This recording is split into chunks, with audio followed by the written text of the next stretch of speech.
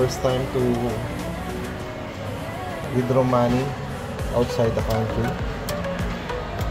So natin, baka hindi ko maintindihan ito.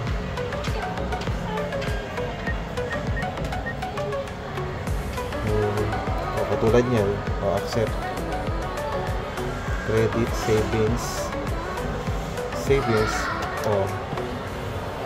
balance and credit. No. Gusto ko na ma-verify kung magkano yung aking account. Oh my goodness. It meaning to say, meron pa akong 7. Yes. Kaya ko ng 2 million ito. 2 million. 2 million.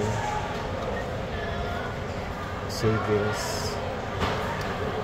Cash withdrawal. Yes, of course. Yes. 2 million. Wow, I like it. Sa maximum of 2 million. Sa mga kababayan, milyonaryo po ako. After kung ma-withdraw itong transaction ito.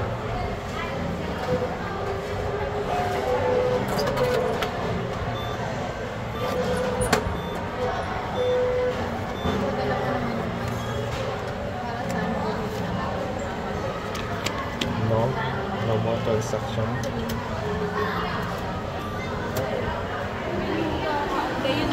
Wala na, finish na.